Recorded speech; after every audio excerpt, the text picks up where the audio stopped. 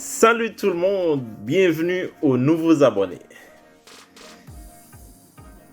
Le coach Tony Robbins, il dit que la qualité de notre vie dépend de la qualité de nos relations. C'est quand même une belle affirmation. Et puis, il y a les sociologues qui travaillent sur les dynamiques relationnelles qui disent que les relations sociales ne sont pas créées de façon aléatoire. Cela veut dire qu'on ne crée pas une relation un matin ou on ne crée pas comme un réseau personnel un soir. Alors, il y a un vieux dicton qui dit que qui ressemble, s'assemble. Qui ressemble, s'assemble. Bon, mon questionnement là-dessus, c'est de quelle ressemblance parle-t-on?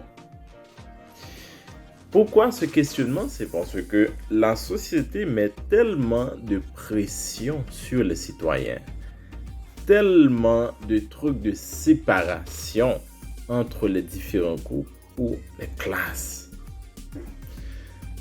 Il arrive que si les gens qui ne se connaissent pas se connectent de plus en plus difficilement.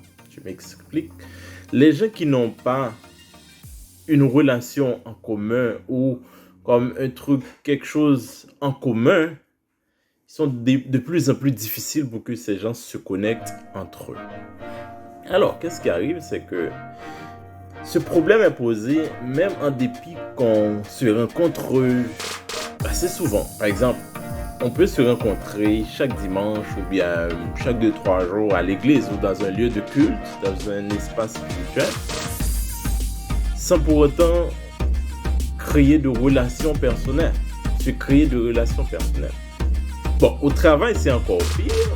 On travaille chaque jour dans le même département, on fait presque des choses routinières, mais parfois, c'est presque impossible, c'est quasiment impossible qu'il y ait comme un genre de relation personnelle entre deux collègues de travail. Bon, qu'est-ce qui arrive? La sociologue Claire Bidard appelle ce phénomène ségrégation douce. La ségrégation douce, c'est le fait que les gens ont tendance à se connecter, à créer des relations avec des gens qu'ils connaissent ou avec des gens avec qui ils ont déjà une relation commune. Bon, face à cette situation, moi je me pose beaucoup de questions. Pourquoi même l'Église n'arrive pas à épargner ou bien n'est pas épargnée de ce phénomène? Pourquoi les gens se rencontrent? Pourquoi on parle, par exemple, on rentre à l'Église, chacun s'adresse à Dieu à sa façon et puis on sort? Pourquoi les employeurs, les entreprises, ils ont pas mal de programmes comme des after-work, des affaires comme ça pour connecter les gens, mais le problème reste quasiment en entier. Vous allez voir qu'il y a un sentiment d'isolement qui est grandissant de plus en plus. Et surtout les nouveaux, par exemple, quand on prend dans la société québécoise les nouveaux arrivants, les immigrants, la connexion se fait avec beaucoup plus de difficultés. Bon, en ce sens, moi, je vous demanderais par exemple, si vous avez une préoccupation, si vous avez quoi que ce soit à partager, je vous demanderais de m'envoyer un texto ou d'ajouter un commentaire si vous avez quelque chose vraiment à partager en ce sens. Et parallèlement, je vous invite à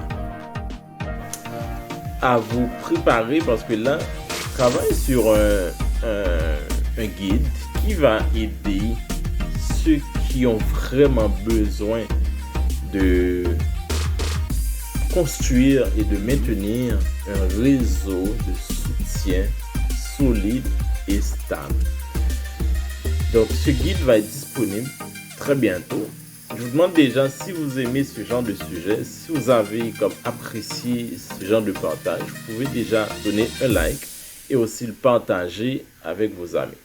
Je vous remercie et je vous dis à la prochaine pour une autre vidéo.